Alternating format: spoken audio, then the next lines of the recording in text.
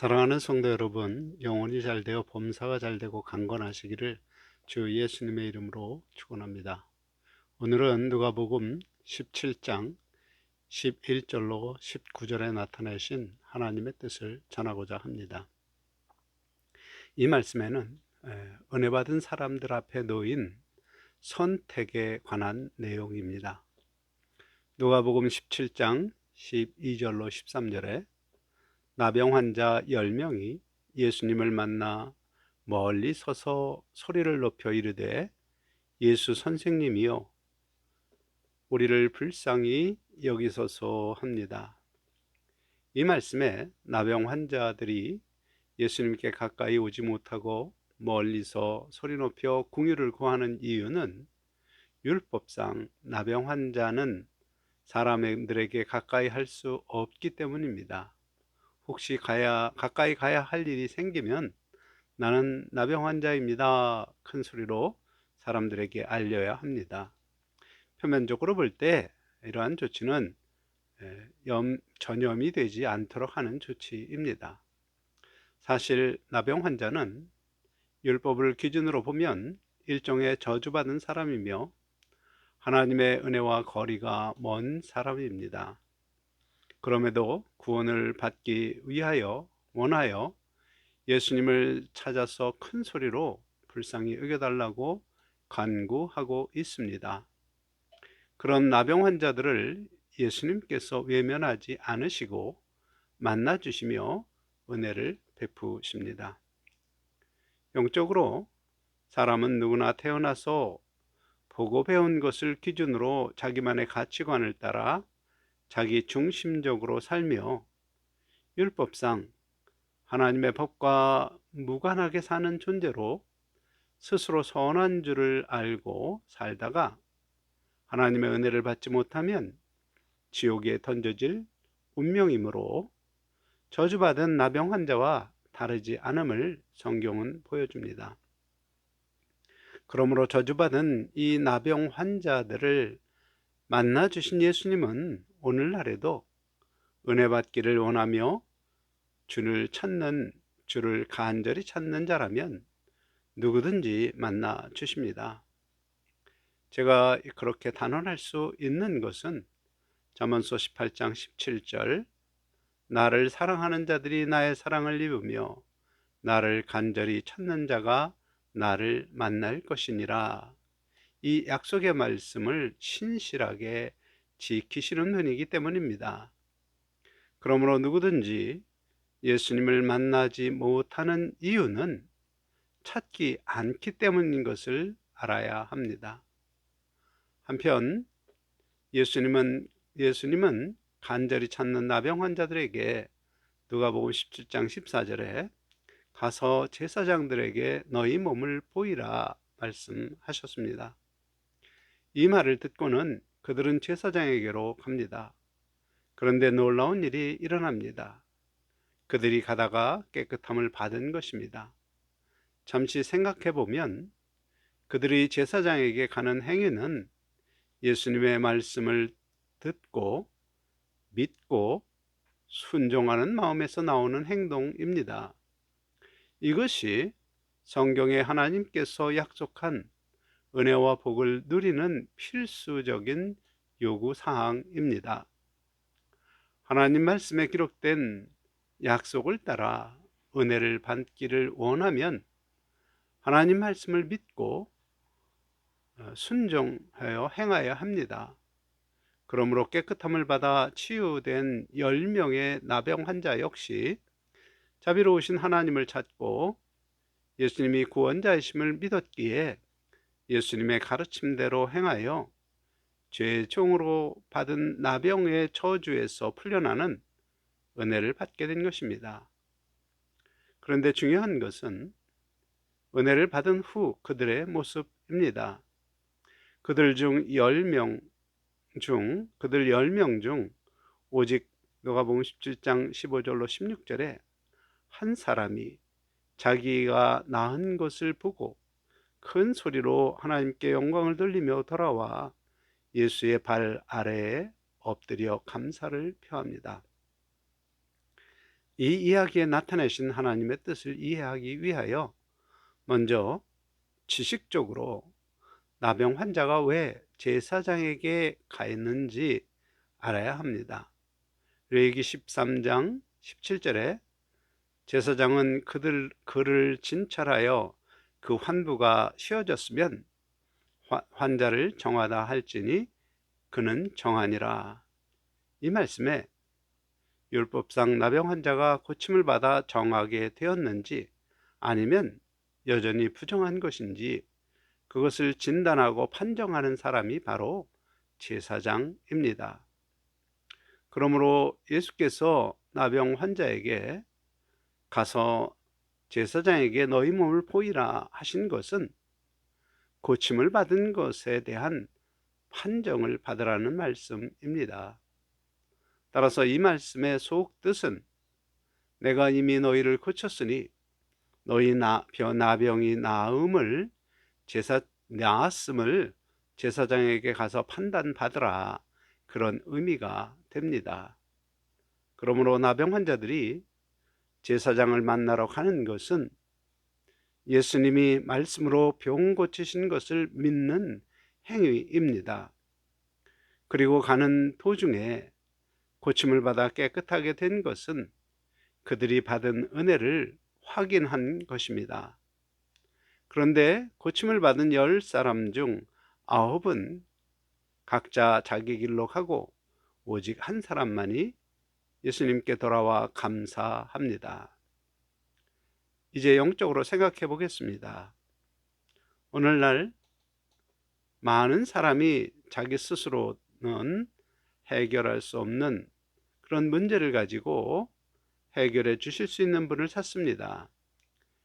예수님께 가면 병 고침을 받을 수 있다는 소문을 듣고 예수님을 찾아 긍휼을 구한 나병 환자들처럼 가령 암에 걸린 한 사람이 예수 믿는 성도들이 받는 은혜 이야기를 듣고는 그런 은혜를 사모하며 예수님을 찾아 교회당에 와서 불쌍히 여겨달라는 기도를 하며 때때로 하나님 말씀을 듣습니다. 그런데 어느 날 시편 41편 3절에 여호와께서 그를 병상에서 붙드시고 그가 누워 있을 때마다 그의 병을 고쳐주시나이다. 이 말씀을 듣고 감동되어 어떤 사람이 이러한 은혜를 누리나 그 조건을 보니 시편 41편 1절에 가난한 자를 보살피는 자에게 복이 있으며 재앙의 날에 그를 건지시리로다. 곧 가난한 자를 보살피는 자임을 깨닫습니다. 참고로 영어 성경에 보면 가난한 자의 원래 의미는 연약한 자입니다. 그래서 병 고침의 은혜를 받으려고 주변에 필요를 채우지 못해 고통을 받는 연약한 자들을 필요를 채워줄 뿐만 아니라 배려하며 돌보기 시작했다면 그는 하나님의 약속을 믿는 믿음으로 행한 것입니다. 그것은 마치 제사장에게 보이라는 예수님의 말씀을 듣고 순종하여 제사장에게 가는 나병 환자와 같습니다. 그렇게 연약한 자들을 돌보는 삶을 사는 중 시간이 흘러 어느 날 암이 정말 사라졌습니다. 하나님을 찾고 기도한 문제가 해결되어 소망이 이루어진 것입니다. 그때 그는 두 가지 중 하나를 선택하게 됩니다. 첫째는 주 예수님께 돌아온 나병 환자처럼 하나님께 돌아와서 감사를 표하는 것입니다. 다른 하나는 돌아오지 않은 9명의 나병 환자처럼 각자 자기 지혜로 사는 것입니다. 9명의 환자들은 왜 돌아오지 않았을까요? 그들은 깨끗함을 받은 것이 예수님의 은혜라 생각하지 않은 것입니다. 그러므로 예수님께 돌아와 감사할 이유가 없는 것입니다. 가령 암이 사라졌다는 판정을 받자 운이 좋아서 나았다거나 혹은 요즘 식이요법을 잘하고 운동을 많이 했더니 나았다, 혹은 먹은 특효약이 효과가 있었나 보다 등등 하나님 말씀에 순종하여 행함으로 하나님이 베풀어 주신 은혜가 아니라 나 자신이 지혜롭게 행한 결과로 내 문제가 해결된 것이다. 그렇게 생각하는 사람은 하나님께 감사할 이유가 없는 것이지요. 성경에 그런 인물이 있습니다. 유다 왕국의 시스기야 왕입니다. 강대국 아수르의 침략을 받고 구해달라는 시스기야의 기도대로 하나님이 천사를 보내 하룻밤에 18만 5천 명의 아수르 군사를 죽여 구원하시고 또 그들이 약탈했던 금은보화를 더해주시는 큰 은혜를 하나님께 받았지만 히스기야는 그 은혜가 정말 하나님이 베푸신 것인지 혹은 아수르 용사들 간 서로 죽이는 자중질환 후에 도망한 것인지 의심이 들어왔습니다. 그런 그가 죽을 병이 들었을 때 통곡하며 기도하자 하나님께서 15년 생명 연장의 은혜를 베푸시겠다고 약속하셨습니다. 그때 히스기야는 정말 하나님의 은혜인지 확인하려고 해 그림자가 거꾸로 10도 물러가는 표징을 구합니다. 이에 하나님은 표징을 구한 히스기야에게 노하시지 않고 표징을 보이시는데 그 이유가 하나님과 다윗을 위하여입니다. 곧 하나님과 다윗이 세운 언약이 신실하다는 것을 위하여 히스기야가 요구한 표징을 보이십니다. 그리고 정말 병이 나았습니다. 그럼에도 히스기야는 계속되는 아수르의 위협으로부터 국가 안보를 튼튼히 하려고 신흥강국 바벨론과 동맹을 맺습니다. 그리고 바벨론에 자신이 다스리는 유다가 얼마나 부강한 나라인지 과시합니다. 마치 자신의 통치로 유다 왕국이 그렇게 부강하게 된 것처럼 자랑한 것입니다. 명심하시기 바랍니다. 누구든지 자랑하는 마음 뒤에는 은혜가 아니라 자기의 의의를 나타내려는 교만이 있는 것입니다. 이러한 히스기야의 모습이 바로 나병을 고침받았을 때 예수님께 돌아오지 않고 각자 갈 길로 간 9사람의 모습입니다. 곧 자기가 받은 은혜를 하나님의 은혜로 여기지 않고 자기의 지혜로 여긴 것입니다. 그런 사람들의 앞날을 히스기야를 통하여 볼 수 있습니다. 은혜를 모르고 자기 지혜의 길을 택한 히스기야 왕에게 선지자 이사야가 나라가 망하고 자식들과 백성이 이방 바벨론에 끌려가서 모진 고초를 당할 것이란 예언을 합니다. 그 상황에 대하여 역대하 32장 24절로 25절에 그때 히스기야가 병들어 죽게 되었으므로 여호와께 기도하매 여호와께서 그에게 대답하시고 또 이적을 보이셨으나 히스기야가 마음이 교만하여 그 받은 은혜를 보답하지 아니하므로 진노가 그와 유다와 예루살렘에 내리게 되었더니 라고 기록합니다. 만일 히스기야가 하나님의 은혜를 인정하고 믿었다면 바벨론 사자가 병문안을 왔을 때 그들 앞에 당당히 선언했어야 합니다. 곧 하나님의 은혜로 병이 나았고 전능하신 하나님이 아수르의 군사 18만 5천 명을 하룻밤에 죽인 사실을 말하며 그런 전능하신 여호와 하나님이 지키시는 유다 왕국이므로 너희 이방과 동맹을 맺는 것은 필요하지 않다 선언했어야 했습니다. 그런 믿음의 선언으로 하나님이 베푸신 은혜를 인정하며 그렇게 증거함으로 하나님께 보답해야 했습니다.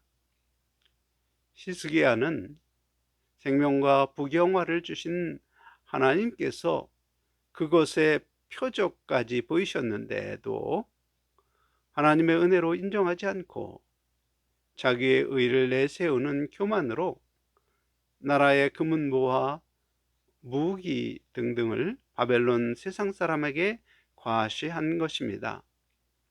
그런 교만을 이사야가 지적하며 저주에 가까운 예언을 하자 히스기야는 비로소 자신이 얼마나 교만하고 악한지 깨닫고는 예루살렘 백성과 함께 회개합니다.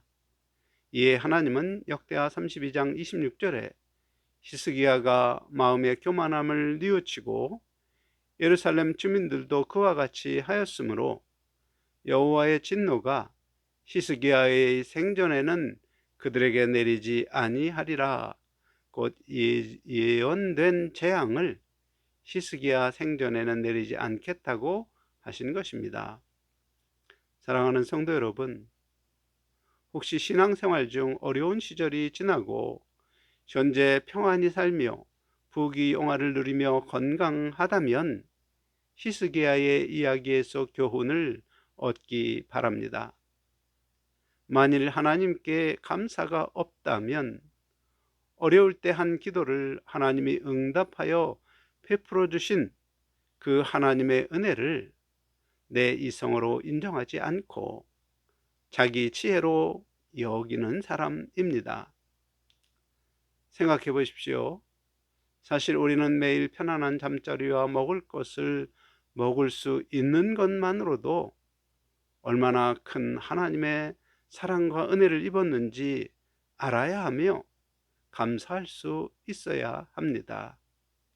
왜냐하면 하나님 보시기에 우리의 마음에 품은 생각은 항상 악하며 행실도 바르지 않고 벌을 받음이 마땅한데 하나님은 우리의 생각과 행실을 즉시로 심판하시지 않고 오래 기다리시고 자비롭게 대하시기 때문에 우리가 평안한 잠자리와 먹을 것을 누릴 수 있도록 또 좋은 것을 허락하시는 것입니다.